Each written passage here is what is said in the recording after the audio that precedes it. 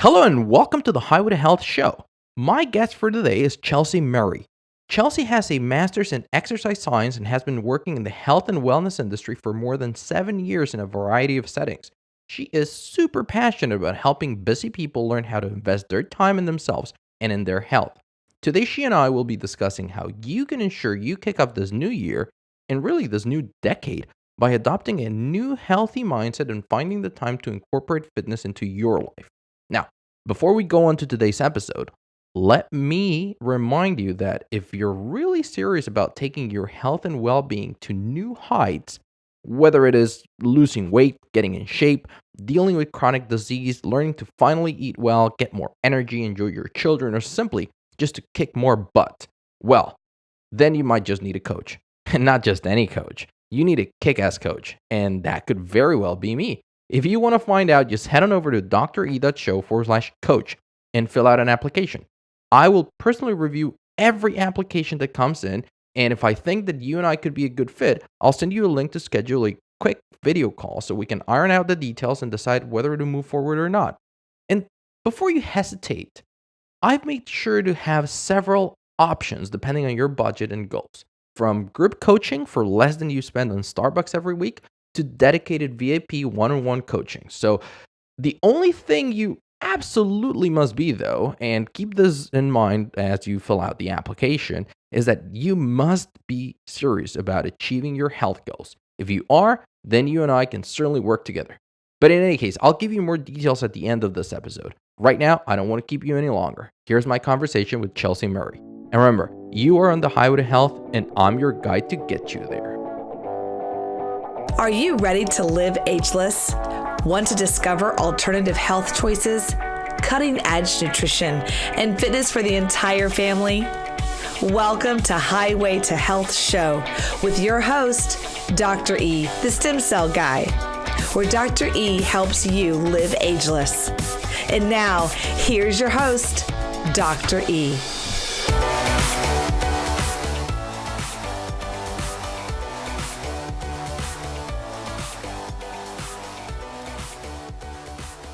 Hello and welcome back to another episode of the Highway to Health show. Chelsea Murray is joining us today, and she is a master's in exercise science and so many other things. But the really great reason that I wanted to have you here for this one particular episode is, well, people will hear about that as soon as we get started. So before we jump into our episode, why don't you, Chelsea, say hi to everyone and share a little bit more about your own journey? What has got you to where you're at right now? Hi, thank you so much for having me. I'm so excited to be here. And the biggest reason that this journey has been such an impact on my life is when I started off being very active as a young child. And when I started working in the health and fitness industry, I always kind of felt like my mindset, my viewpoint on what health should be was different from what the goals clients were bringing to me. I was seeing a lot of weight loss goals, and while weight loss can be a good thing, it can also be a bad thing. And there's so many other things within health that are so important. And so I started kind of exploring that a little bit more. I had a client in grad school who didn't want to focus on weight loss. She wanted to focus on just being healthy, and hearing her struggles within the health and fitness industry really inspired me to start looking at how we are approaching our health in a different way. And it just has bloomed into this big passion for me that I just love working with people on. That's incredible that you've been noticing all these differences, because for many years I've been talking to people about that and about making sure that your goals align with what you really want for your life. And so often we're looking at the wrong objectives. I'm not saying that like you very well said, that weight loss is not a valid goal, but a lot of the times it's not the ideal way to go about it just for the sake of losing weight. And I guess that's a little bit of where you want to go to. Before we start talking about strategies and things people can do, how long have you been working with clients in this fashion? I have been in the fitness industry for 7 years, and it's probably been about the past 3 years that I've really started to listen more to what my heart and my soul was saying I should be working with clients on. Before that, I was just, all my education was weight loss, weight loss, weight loss. This is how you get people to lose weight. That was what my trainings were in. That's where my education came from. And finally, there became a point where I was like, it's not working for people in the way they really want it to. People go on diets all the time. They start exercise programs all the time. And then, yes, they might lose weight for a few months, and most of the time it comes back. So there's something missing. And so when I finally, a few years ago, started to approach things differently and be okay that I was doing something different than the personal trainers next to me, I started seeing better results with my clients, making more of the impacts I wanted to make on their lives. And people just seemed to be kind of happier. They had more freedom in their life, more freedom to do the things that they really enjoyed. And I felt that was really important. That's important that you bring it up. And I just want to ask you, as we start going into that season of the year where people start setting new goals, and I think it's a great time. I mean, personally, I think that it's very arbitrary, and that if somebody wants to change something, they can do it pretty much any time of the year. But this timing is perfect because a lot of people, they use it as a clean slate. It's kind of like, okay, so we're starting anew. We're cleaning the slate here, right? But why do you think, and this is a great topic for this point in time, why do you think that the fitness industry in general is not necessarily serving or being as impactful as they could with their clients? Like pretty much what you realized, why do you think it keeps perpetuating throughout the fitness industry? I think a big part of that is this all or nothing mindset that is in not just how we approach health, but is in all areas of our life. There's this idea that you have to go 110% all the time, or you're not working hard enough, you're not doing enough. And that, I mean, I see that in relationships, I see that in people's careers, but I also have seen that creep into health. It's, if I can't get an hour and a half workout in, I'm not even going to try. And so I think that a lot of the approaches out there right now are pushing people to follow that all or nothing mindset without giving them the tools and the education and the permission to do less when they need to, and to know how to adapt what they're doing, their healthy habits, to what works for their life that day, because life isn't always perfect. It throws curveballs at us all the time. You can't always follow the meal plan. You can't always follow that workout plan. And sometimes you need to make a shift, and it might be a little bit less than what you did the week before.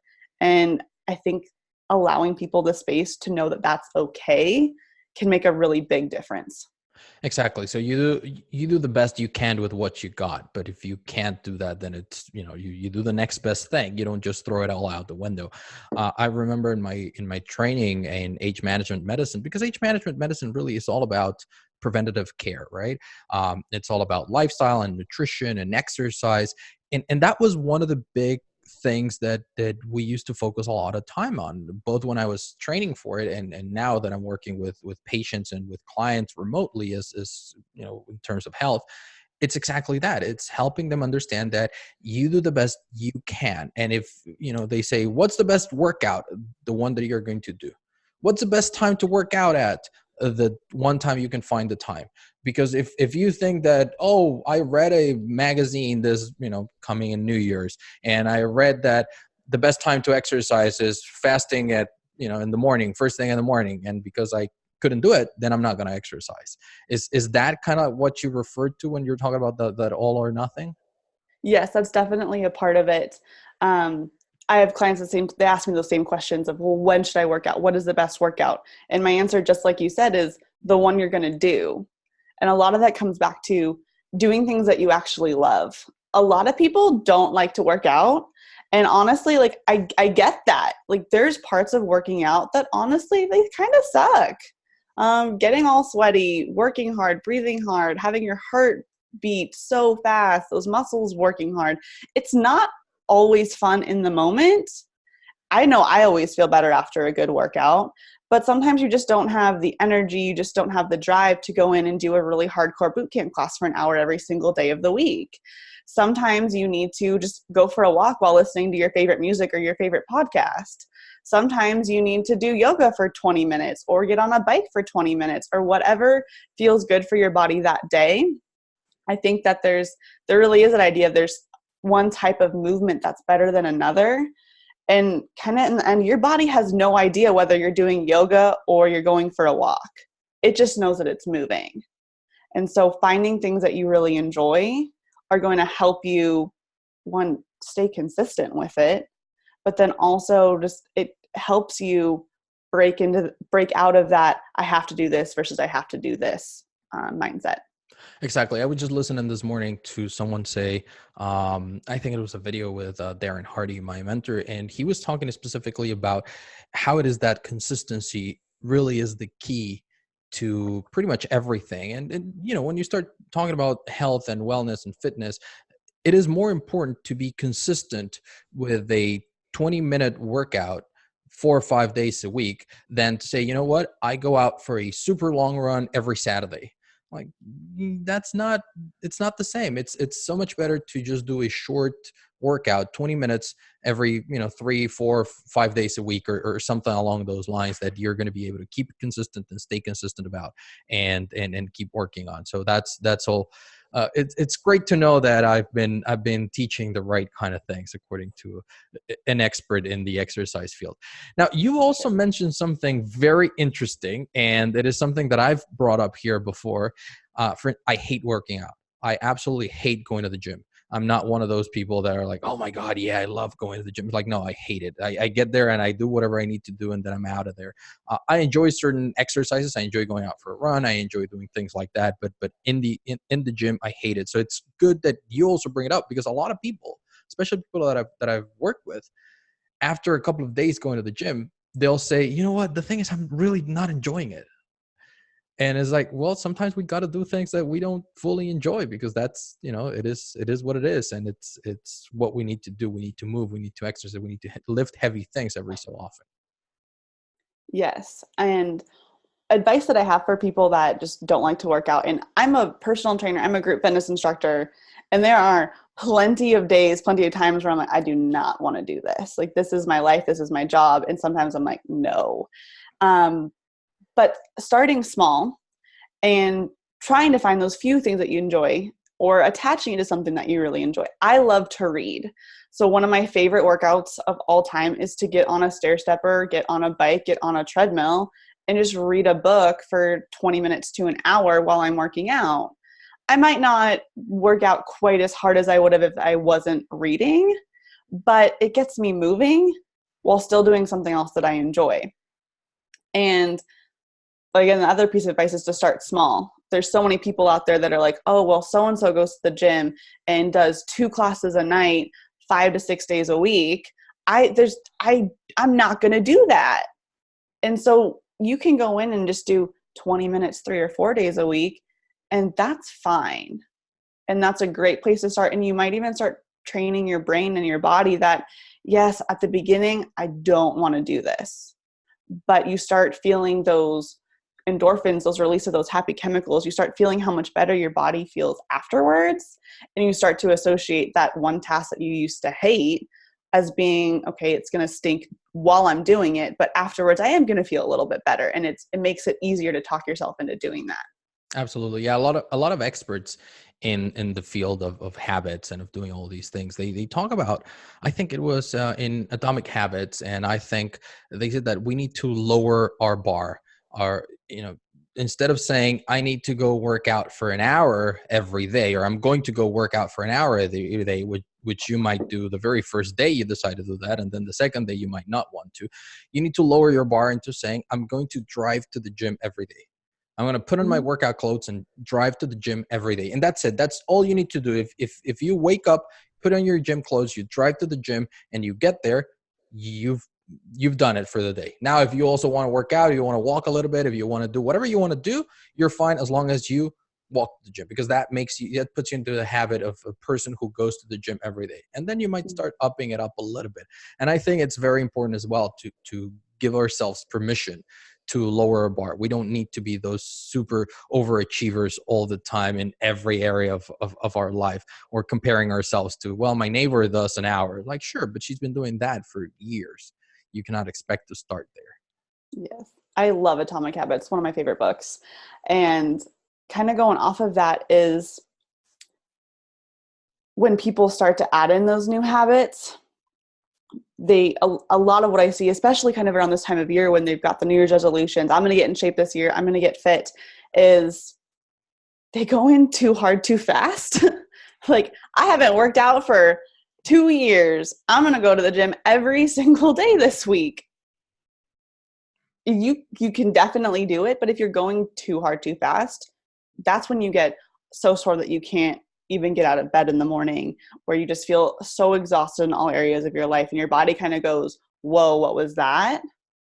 And so that idea of just slowly start adding in those habits is really, really awesome. And the other thing that I would add to that is listen to your body. Your body is actually really, really, really smart. It really knows what it's doing, but we have mentally disconnected from what our body is telling us so much that we don't listen to those cues of, hey, can we tone it down a little bit as much? And so getting into the habit of driving to the gym, there was one time that I was in the habit of every day after I was done working, I would go to the gym, do my workout, and that was great. And there was one day I was sitting in the parking lot. I sat there for 20 minutes. And I was like, I do not want to go inside. I didn't. It was not about it. But I did, and I made myself go inside. And I think I was lifting weights that day. I was doing some leg stuff. And I think I did a little bit of a warm up. And I think I did one set of a squat. And that was all I did, because I did that one set and I was like, this is not right today. And so listening to your body is going to tell you whether it can keep going or whether you're like, nope, that was enough. And I actually love it when my clients, when we're doing workouts, if they are telling me this is not happening today or something needs to be different, because it means that they're listening to their body. And maybe they had a really, really long day at work, or they've had a really long week, and they just physically do not have the energy to go as hard as maybe they did the last time we worked out. Sometimes you need to drop it down, and you need to, again, give yourself permission. I feel like that word just keeps coming up of it's okay to do a little bit less sometimes. I think that's a very interesting point you bring up. One of the times that I've been in the better shape of my life really is when I had a trainer. And before that, I always wondered, like, why would somebody want a trainer? I mean, there's trainers in the gym, right? And they can just help you. And if you have trouble, they'll give you a hand. And then at this time, I had a trainer. It was a very small workout studio. It wasn't even like a full-on gym. And my agreement with them, because I was working out at 5:30 in the morning, my agreement with them is like, you know what? Sure, I'm going to come here Monday to Friday, 5:30 in the morning. But the only thing I'm committing to is showing up. I'm not going to make you wake up and come here to be stood up. I'll make sure to be here at 5:30 in the morning. But your commitment is, if I don't want to work out, you're not going to push me. You're not going to give me a hard time. You're not going to do anything like that. And as a matter of fact, that was exactly the way that he operated. He said, great. As long as you show up, we'll figure it out. So in over 2 years of working together, there was not a single day that I arrived. There were some days that you get there and you're like, I don't really feel like doing anything. But as soon as you start moving, you go like, okay, screw it. I'll do it. I'm already here, right? But a lot of the times, it's just, the problem is to start moving. Once you start moving, once you start doing certain things, then you can continue working out. And it is so, so, so important to have someone there to help you out. What do you say to people, especially the example that you just gave, somebody who hasn't worked out in so many years, and, you know, coming around this time of the year when everyone decides that they want to go back to the gym? What is your recommendation for them in terms of a trainer? Do you think that it is necessary for them to get a trainer, or how can they get started? I think people need to know what motivates them and holds them accountable. Because there are some people that them just telling themselves, hey, I'm going to go to the gym 3 times a week and I'm going to get in shape. That's enough for them, because some people can stay very committed to themselves. Yeah. There are other people, and this is myself included, that I am very good at talking myself out of things. And so I need other people to hold me a little bit more accountable. And that could look like that you have a friend that either you meet at the gym every single time you work out together, or you know that you need to text your friend at 5:00 on Tuesday night saying that you're headed to the gym. And if you don't get that text message, then they're going to be messaging you going, why aren't you going? Or maybe it's taking that extra step and not just finding that accountability from a professional with a trainer, but maybe also putting a little bit more financial investment behind it to help motivate you of like, hey, I paid for this. I have someone waiting for me that is going to be able to tell me what to do. So I think being able to know what motivates yourself And part of that is looking back at what you've done in the past and finding what has worked and what hasn't worked. If you are someone who money just doesn't motivate you at all, paying for a trainer might not be the thing that's going to get you to the gym. Exactly. If you just really hate letting down your friends, then going with a buddy is going to be what's going to get you there. And so I think it's finding out what's worked for you in the past. If something has worked, great, try it again. If it hasn't worked, got to find something different. Thank you for that, because I think that's a really good insight that we all need to be aware of. Whenever at the beginning of the year, and that my wife and I just did this at the beginning of every year, we sit down, we set our goals for the rest of the year, and one of the most important pieces of that whole process is to figure out, okay, why do I want to achieve this goal, and what's going to get in my way of achieving it, and how am I going to overcome it?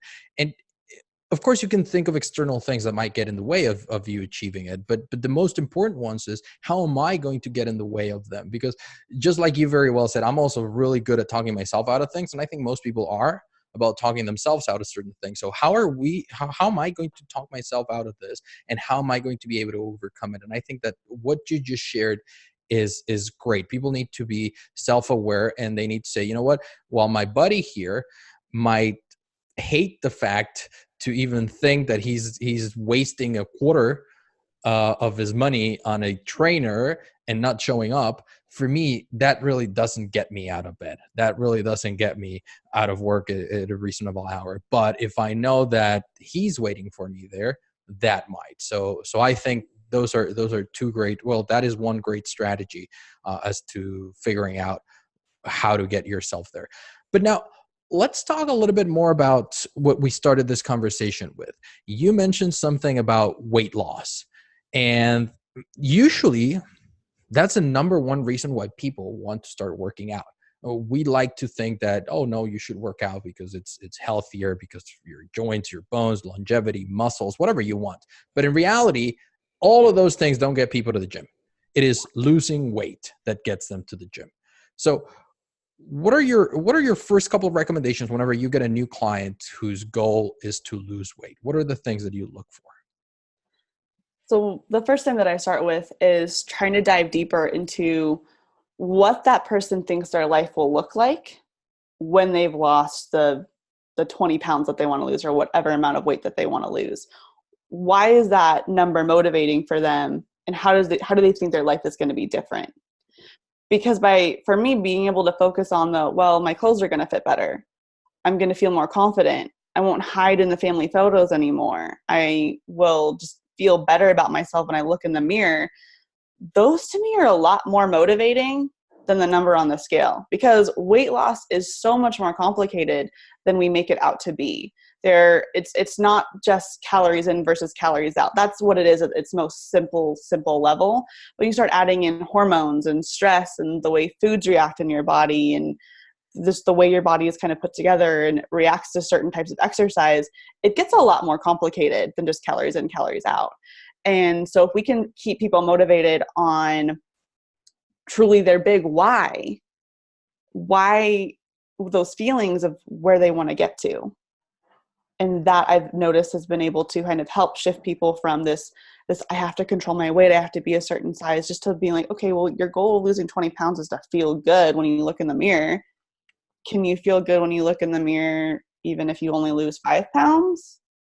And that helps just kind of, I think, take the pressure off of this whole weight loss. It allows people to, hey, yeah, I've eaten lean proteins, vegetables, and watched my portion sizes, drank a bunch of water all week, and it's Saturday, and hey, I still ate that way, but I want to enjoy a couple cookies because I'm at a party or whatever. And I think it allows people to enjoy their life a little bit more without so much of the pressure of, well, I can't cheat on my workout, I can't cheat on my diet because I'm not going to hit my weight loss goal. Exactly. And then you're only thinking about the time that you will have reached that goal. So now you can have all the cookies that you want, and now you can have all those things, instead of saying, you know what, I'm just adopting a healthier lifestyle where if I want a cookie, I'll have one cookie instead of having 14 cookies. So yeah, I think that's very important. Now, a lot of experts and a lot of people in the industry, especially those who aren't fitness instructors, will say that the first thing somebody has to fix is in their kitchen. and not start with exercise. What do you think about that? Do you think that it is, I mean, obviously we're not here to argue whether nutrition is important, because I mean, you wouldn't be much of a fitness instructor if you didn't think that way. But what I really want to know is, what are your thoughts regarding that idea? If somebody who hasn't exercised in, say, 5 or 7 years at all, and who's overweight and who has, not been eating well for the last 5 or 7 years, suddenly shows up at the gym tomorrow and says, you know what, I heard you on the podcast and I really want to start working out and I really want to start exercising. So let's get started tomorrow. What are your thoughts there? Do you start working with them? Do you first tell them to, go fix their kitchen or their nutrition out, or kind of how do you like balancing those things out with your clients? I definitely think that nutrition is incredibly important. It's not a saying that I love, but the message behind it, I think, is very true, is abs are made in the kitchen, not in the gym. You can't out-exercise a bad diet is kind of another one. And I think that they really do go hand in hand. I know for me, when I'm exercising, I tend to crave healthier foods. I don't want to go get McDonald's after a good workout. I want to go get lean proteins, have some grilled chicken, have some salmon, and have a bunch of veggies. Like, that's what sounds really good to me. So I think you don't necessarily have to pick one or the other. And for this, like, this imaginary client that's coming in, it'd be a conversation of, okay, well, what does your eating habits look like? Can we make some small changes there? And again, starting off really slow with that exercise program. I think people should start in the place that motivates them the most. If they're like, I want to get healthy, I want to lose the weight, but gyms terrify me, maybe don't start by going to a gym first. Start by looking at the food that you're eating. Can you cut out some of that processed food? Can you cut out some of that really high sugary food? Can you eat more whole, real foods and start seeing how you feel? Chances are, if you start making those small changes, you're going to also have more energy to go do the workouts.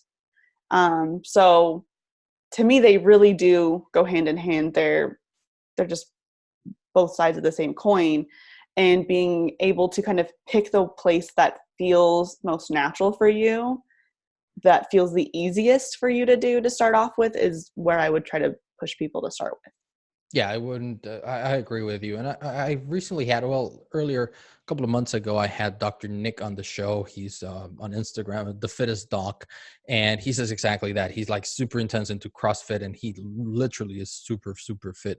And he's the first one to say that, you lose fat in the kitchen and then you sculpt your body in the gym. And if somebody showed up to him, wanted to lose weight and wanted to go to the gym, he would definitely recommend that they can get started with exercise, but not neglecting food. It's like, okay, you can start exercising, but you definitely need to start looking at what you're eating as well, because unless you're, a 17-year-old man who does exercise all day, as semi-athlete, what you put in your mouth is going to have a huge effect. And this is not to say that a teenager doesn't have a detrimental effect with a bad diet, but they seem to be able to outwork a bad diet. Another question that I wanted to ask you regarding all of these different mindset issues in a way surrounding exercise and fitness and all of these different things is, do you think that when somebody decides to suddenly change their lifestyle, and I'm sure that you work with a lot of people like this who decide to change their lifestyle and they might start eating a little bit better, what do you think? Is there a specific set of things that you want somebody to kind of like go through in order to start working out? What is kind of like your parameters in order to get them to a certain point? Or is everybody completely different? Or is there a way of saying, no, you know what, as a general recommendation, these are the things that you kind of start doing? I think it can be very individualized based off of people's backgrounds, if they've got injuries, limitations. But I think in the end, it really is just find a way to move more during your day. One of my favorite tips to give people is, I mean, most of us work in office settings. We're sitting in desks all day. But during the day, you got to get up to go to the bathroom, or you got to get up to go talk to so-and-so down the hallway. When you get up to go do something, don't just go walk to the bathroom or walk to that other office and come back. Like, walk around the floor a little bit. Like, can you walk down a set of stairs and outside for 5 minutes and then back in? Just finding little ways to just move a little bit more. Because in the end, when it comes to working out, yes, that there's lots of science behind why, if you have a certain goal, if you really want to build muscle, there's certain ways that are better to do that.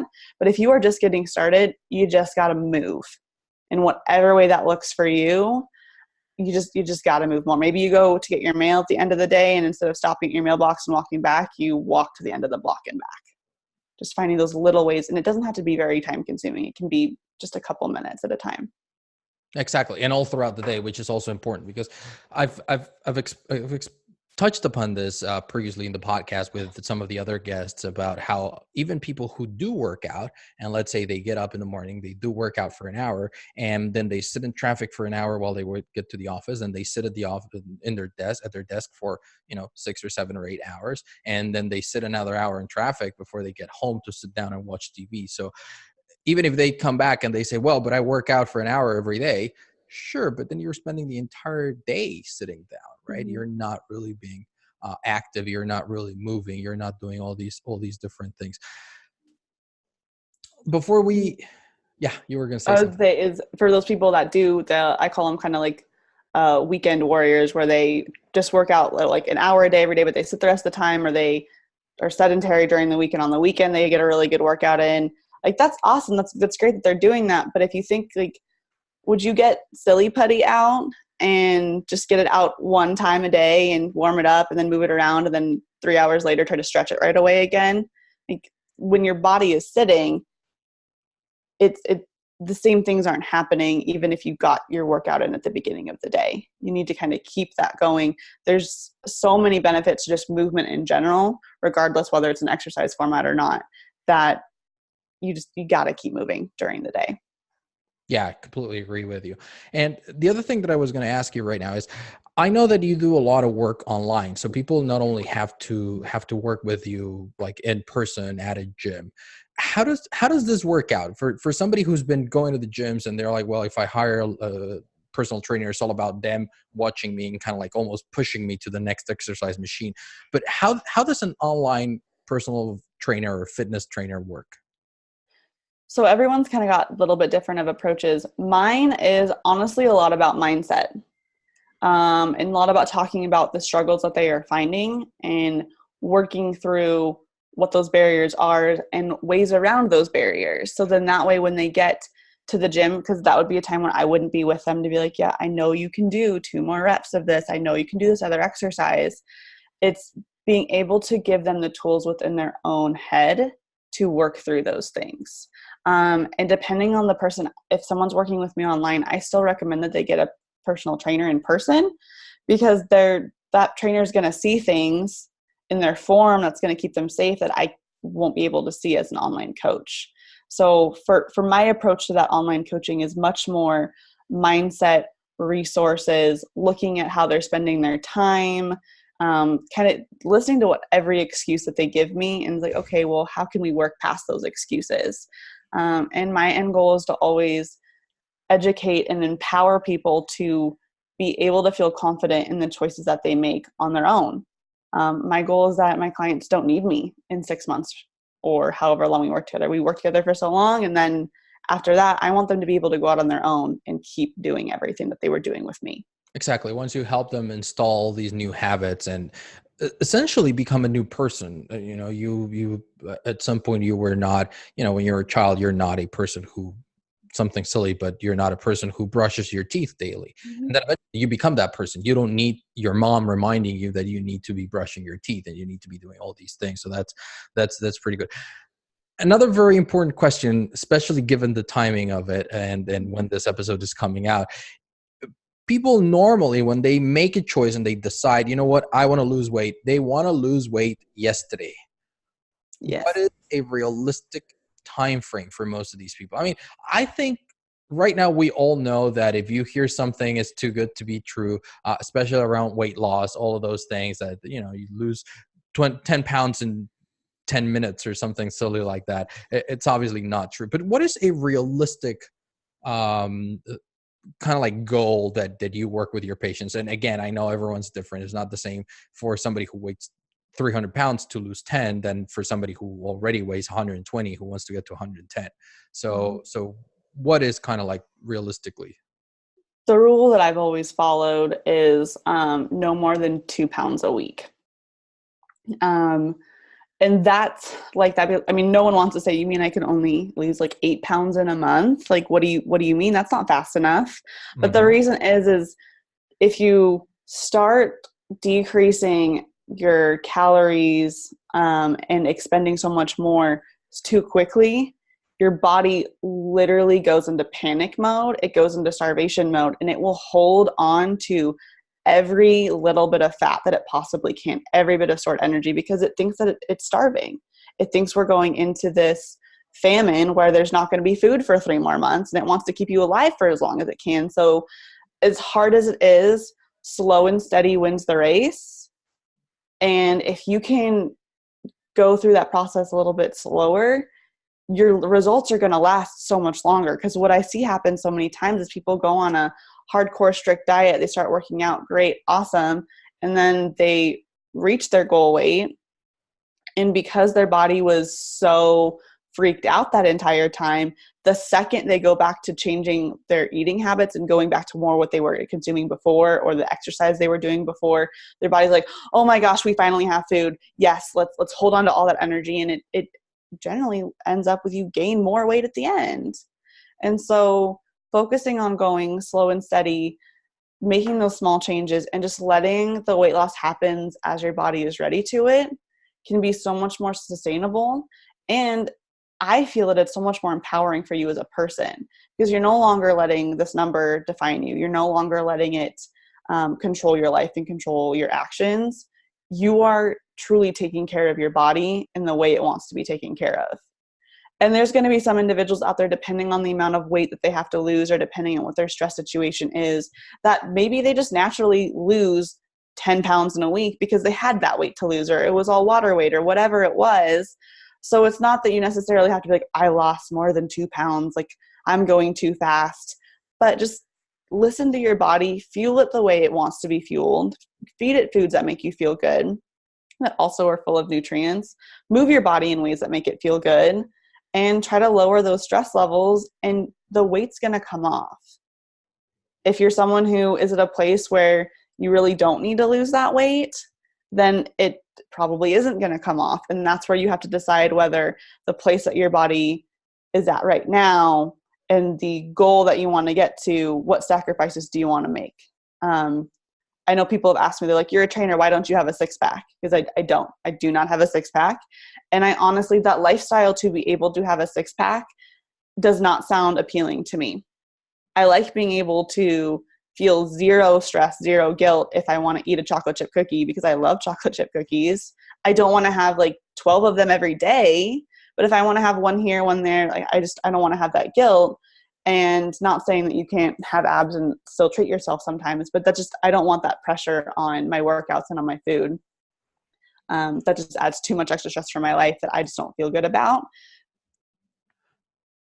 So I think it's finding kind of that balance of between your goals and the sacrifices you're willing to make.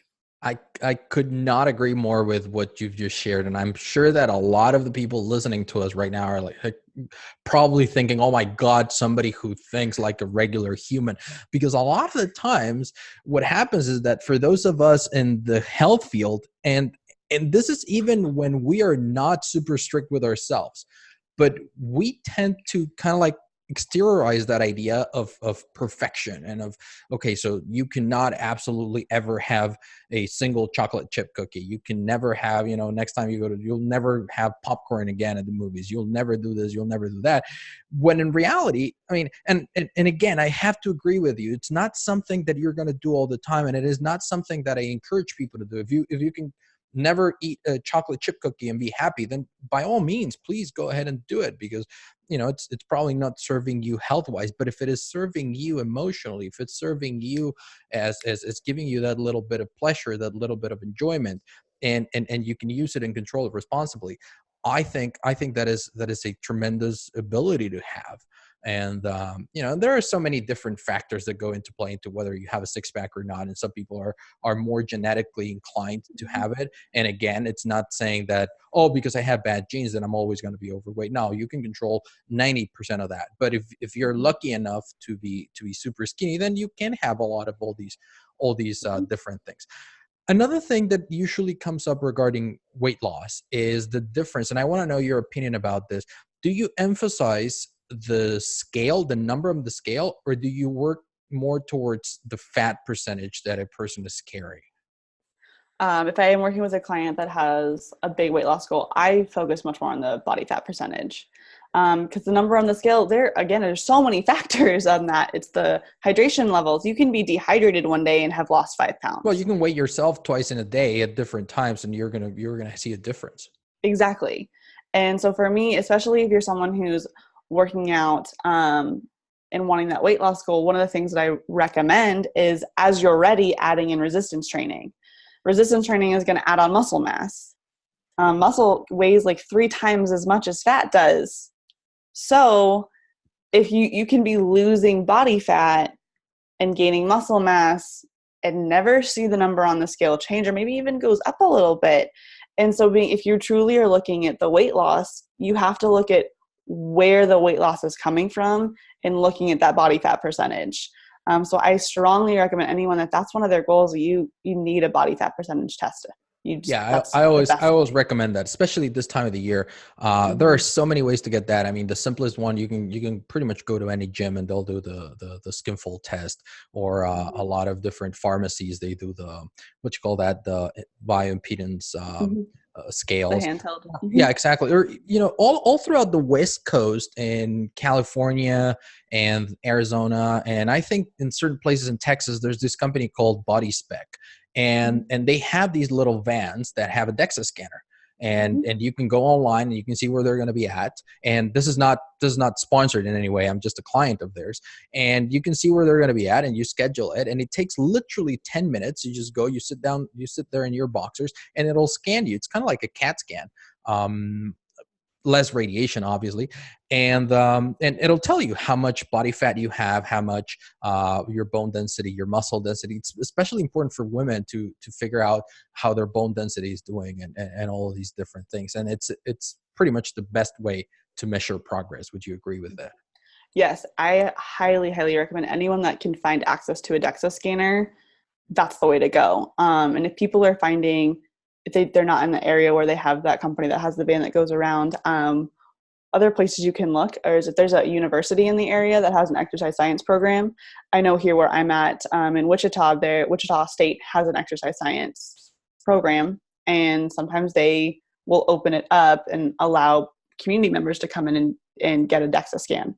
Well, of course, there's the cost, but I think it's so worth it. I mean, you get the bone density, as you mentioned, which is so valuable. Well, the DEXA scan at Body Spec is less than $100. Yeah. And really, I mean, a lot of people don't know this, but the DEXA scan wasn't really invented for measuring body fat. So where you can find it is most places that do tests for osteoporosis. So it's the exact same machine, and you just call ahead and you make an appointment and you go in there. It should be around $100, maybe a little bit less, and you can just go in and have it done, and it's a great way to measure progress. A lot of places actually, when they do exercise, they will sell you, or you can buy packages, so you buy 4 or 5, and then you can do one every quarter, and you can be measuring. So those are all great things. But Chelsea, so far this has been a great conversation. I'm sure that a lot of people listening to us are thinking, you know what, finally somebody that I can really connect with, that I can finally follow, because there's so many fat diets, there's so many fat exercises, there's so many fake influencers, there's so many misinformation out there, and that's why I'm on this mission to bring in people who actually do the work that they talk about, and connect them with our listeners. So I think that's a great timing to have you come on the show, because I'm sure a lot of people are looking for what you offer. So where can people find out more about you and maybe even work with you if they were so inclined? So ways people can find me. I have a website. It is chelseadcoaching.com. As well as I'm on Instagram. I'm on Instagram a lot more than I'm on Facebook. And you can find me at Chelsea_D_coach. Perfect. So, I mean, everyone listening, you know that you can find the links to everything that Chelsea has shared with us. If you're listening as a podcast, you just scroll to the episode description. If you're watching this on YouTube, same thing. You just scroll down, you'll see all the links down there. You'll see the links to our show notes. You'll see the links to everything else that we have. Before we say goodbye, Chelsea, I do want to acknowledge you for the work that you do, helping so many people. I've always said this. I think that those of us who have trainings in the health field, we have an obligation to educate people, because thanks to the internet, we can reach a lot of them, but also thanks to the internet, a lot of people who don't have that knowledge and expertise can pose as experts, and they're hurting a lot of people. So I think that nowadays it is part of our obligation as health professionals to really be educating people. So I want to acknowledge you. I want to recognize that you've taken the time out of your schedule to be here and to share with all of us. So thank you for doing that. well, thank you for having me. It's my favorite thing to be able to teach people some stuff about health. Awesome. That's what I like to hear. And one final question. Did you have a good time here on the Highway to Health? Yes, I loved it. Perfect. Well, so did I, and I'm sure that everyone listening did as well. Thank you once again for tuning in. For everyone listening, thank you once again for tuning in. As you have been used to by now, you can listen to a new episode next Wednesday. If you have any questions for myself or for Chelsea, make sure that you scroll down to the episode's description and click on the appropriate link and send them our way. We'll be happy to address them for you. You've been listening to Dr. E and to Chelsea Murray and the Highway to Health show. I'll see you here next week. Thank you for listening to Dr. E's Highway to Health show, helping you learn the science of living ageless. Did you enjoy the show? Please like, share, and subscribe where you listen to podcasts. Dr. E wants to hear from you. Go to dre.show. Again, that's dre.show. Until next time, this is Dr. E's Highway to Health, helping you live ageless. So what you think? For me, the best part about this conversation was finding out how Chelsea likes to work with her clients. You see, very often fitness professionals, and really most of us in the health industry, present these super hard to achieve standards that turn a lot of people away from the whole thing. You see all these perfect meals on Instagram, people who seem to be working out for an hour every day at like 4 a.m., they're only eating organic and grass-fed and local and non-processed, non-fried superfoods. And truth of the matter is, that simply does not happen. Especially not when you're just transitioning from a standard American diet, from a life of sedentarism, from a life of poor health choices, to a life of better health and well-being. What you need when you're starting to change is a coach who understands where you're coming from and helps you focus on the next step you need to take. And it doesn't have to be perfect. It just has to be better. And that's something Chelsea seems to understand tremendously well. Remember that you can find the links to everything we discussed in this episode in the show notes. Just scroll down to this episode description on your podcast app and tap on the appropriate link. And if you're really serious about taking your health and wellness to the next level, about losing weight, getting fit, improving your energy, preventing disease, and kicking more butt, apply to work with me directly. There are different options and plans for every budget, so that's not an excuse. The only thing you need to bring is a burning desire to be better. You got nothing to lose here. Just head on over to dre.show/coach and fill the application. I will personally review it and get back to you with your next steps. But that's it for today. I hope you enjoyed this episode. You've been listening to Chelsea Murray and Dr. E talk about health and fitness. Thank you for tuning in. I'll see you here next week. And remember, you are on the highway to health, and I'm your guide to get you there.